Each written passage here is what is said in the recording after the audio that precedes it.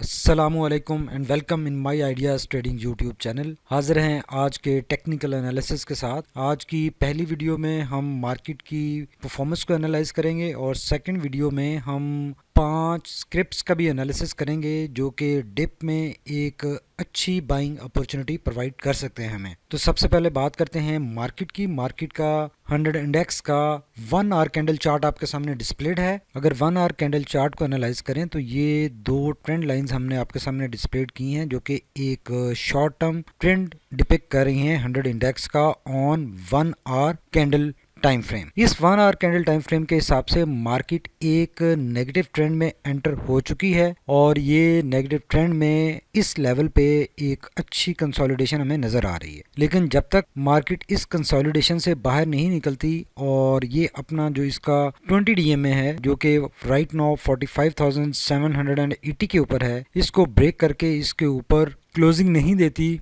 और फिर इस ट्रेंड लाइन को ब्रेक नहीं करती, ये एरिया ब्रेक नहीं होता, तो मार्केट पॉजिटिव ट्रेंड में नहीं आएगी। मार्केट इस नेगेटिविटी में कंटिन्यू रहेगी, कंटिन्यू करती रहेगी। और चूंकि अभी राइट नाउ अगर देखें जो न्यूज़ हैं उनको एनालाइज करें तो एक मार्केट में बेयकीनी की सी सूरत हाल है। मॉनेटरी पॉलिसी के हवाले से भी काफ़ी डाइवर्स न्यूज़ हैं और काफ़ी लोगों ने कन्फ्यूजन्स उसमें फैला रखी हैं। लेकिन जब तक मॉनेटरी पॉलिसी आ नहीं जाती और कोई वाज़ेह सूरत हाल नज़र नहीं आती मॉनेटरी पॉलिसी के लिहाज से, तब तक इंडेक्स अंडर प्रेशर रहेगा और इस प्रेशर में 100 इंडेक्स कंटिन्यू रहता हुआ में नज़र आ रहा है। इस प्रेशर में ये बेसिकली एक बहुत ही ग्रेजुअल डाउन ट्रेंड है जिसके अंदर ये इसको स्विंग लो भी कह सकते हैं 100 इंडेक्स का। इसमें राइट नो ये अपनी एक स्ट्रॉन्ग सपोर्ट है इसकी 45,600 के ऊपर। ये स्ट्रॉन्ग सपोर्ट के ऊपर हमें कंसोलिडेशन नजर आ रही है और अगर ये स्ट्रॉन्ग सपोर्ट जो कि 45,600 के ऊपर है, अगर ये ब्रेक हो जाती है कि नीचे क्लोजिंग आ जाती है, तो नेक्स्ट जो सपोर्ट 100 इंडेक्स को अवेलेबल है इंट्राडे लेवल पे वो 45,300 की है और उसके बाद जो next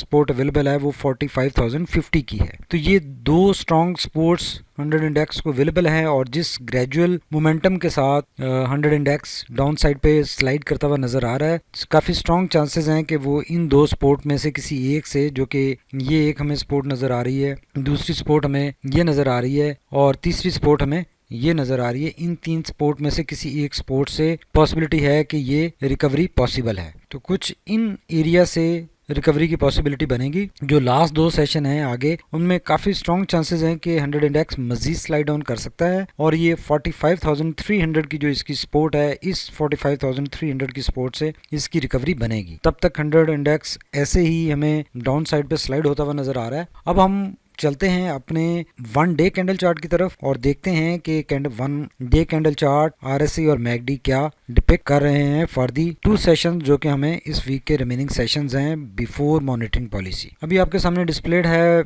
1 day candle chart. 1 day candle chart में ये इसकी एक शॉर्ट टर्म बुलिश रैली चल रही है जिसमें 1 डे कैंडल चार्ट के ऊपर 100 इंडेक्स स्टिल बुलिश मोमेंटम में है। अलबत्ता ये जो टॉप बनाया था 46,300 का, वहां से एक स्विंग लो का आगाज हुआ था और जो कैंडल्स हैं ये सारी छोटी छोटी कैंडल्स बनी हैं और ये 20 डीएम में जो इसकी मार्केट की 1 डे कैंडल चार्ट के ऊपर ये चल रही है, इस 20 डीएम में से ऊपर ही कैंडल्स अभी तक हैं। ये 20 डीएम में जब तक ब्रेक नहीं होती, कैंडल्स इसके ऊपर रहती हैं, तो मार्केट 1 डे कैंडल चार्ट के ऊपर बुलिश मोमेंटम में ही रहेगी, बुलिश मोमेंटम ही शो कर रही है। अलबत्ता ये बुलिश मोमेंटम, बुलिश ट्रेंड के दौरान ये एक स्विंग लो हमें नजर आ रहा है और इस स्विंग लो में जो 20 डीएम में है, 20 डीएम में राइट नाउ 44,882 के ऊपर है और जो स्ट्रॉन्ग सपोर्ट है मार्केट की वो 45,500 600 के ऊपर है, जिसके ऊपर राइट नाउ इंडेक्स खड़ा है और स्टेबल है। अलबत्ता इसमें मजीद ये स्विंग लो कंटिन्यू रह सकता है और ये 45,000 के लेवल तक या 45,300 के लेवल तक इसमें गुंजाइश मौजूद है कि ये मजीद रिट्रेस कर सकता है जो 2 रिमेनिंग सेशन रह गए हैं उनमें। अलबत्ता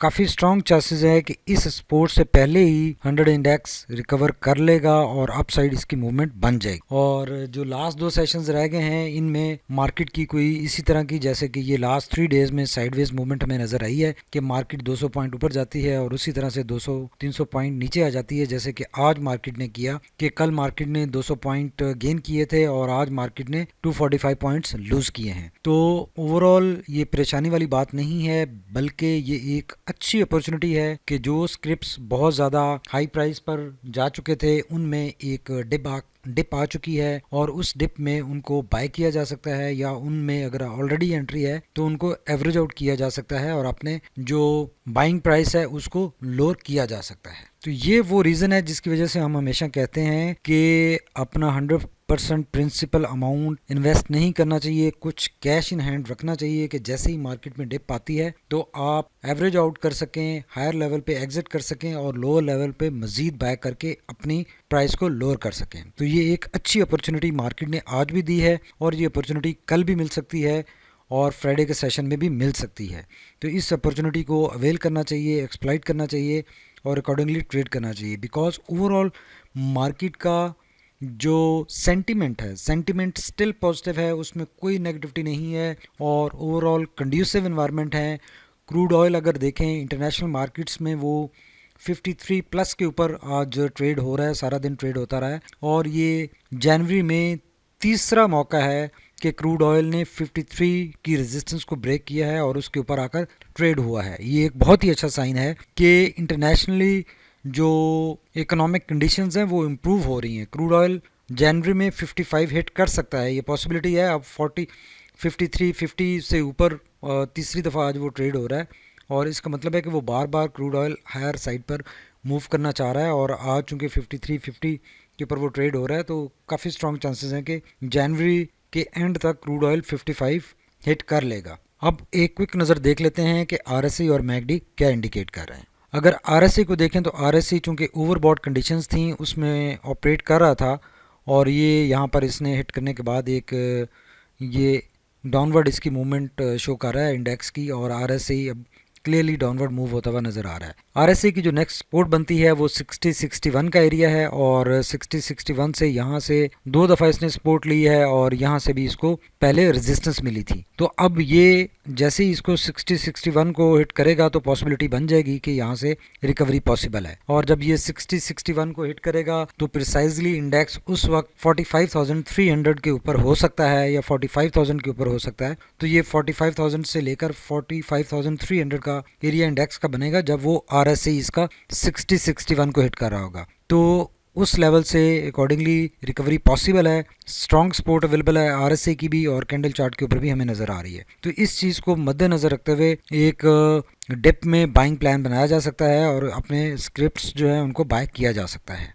अगर मैकडी को देखें तो मैकडी अब ब्लू लाइन मोमेंटम गेन कर रही है नेगेटिव साइड पर। हिस्टोग्राम आज का साइज में काफ़ी बड़ा बना है, कल बिल्कुल छोटा बना था जो कि एक इनडिसाइसिवनेस या साइडवेज मूवमेंट शो कर रहा था और आज का हिस्टोग्राम बड़ा बना है जो कि नेगेटिविटी ज़्यादा दिखा रहा है। आने वाले 2 सेशन में हिस्टोग्राम इसी साइज़ के बन सकते हैं या थोड़ा सा साइज़ में बड़े बन सकते हैं नेगेटिव साइड पर, लेकिन ज़्यादा मार्केट के नेगेटिव के चांसेस नहीं हैं और मार्केट को स्ट्रॉन्ग सपोर्ट अवेलेबल है और इस तरह से कोई सिचुएशन बन सकती है और दोबारा हिस्टोग्राम पॉजिटिव साइड पर शिफ्ट हो सकते हैं। और जैसे यहाँ पर मार्केट ने करेक्शन ली थी ये सेम वैसे ही फिनोमेना नज़र आ रहा है, लेकिन इसमें अभी मोमेंटम नेगेटिव मोमेंटम ज़्यादा है। इस नेगेटिव मोमेंटम में कल का और परसों के सेशंस इंपॉर्टेंट हैं। अगर वो साइडवेज मूवमेंट बनती है तो ये थोड़ी सी इसमें न्यूट्रलनेस आएगी इनिशियली और उसके बाद दोबारा ये ब्लू लाइन रेड लाइन को क्रॉस करेगी और अपर साइड पर मूव कर सकेगी जैसे कि यहाँ पर किया था। लेकिन ये सब डिपेंड करता है कि मॉनेटरी पॉलिसी के अनाउंसमेंट क्या आती है और उसका क्या डिसीजन होता है और अगर डिसीजन ज़्यादा नेगेटिव हुआ तो ये ज़्यादा नेगेटिविटी बढ़ सकती है। लेकिन ये भी ख़बरें गर्दिश कर रही हैं कि मॉनेटरी पॉलिसी अनचेंज रहेगी और ये सिर्फ कन्फ्यूजन है और ये सिर्फ राइट नाउ मार्केट में एक प्रेशर दिया जा रहा है।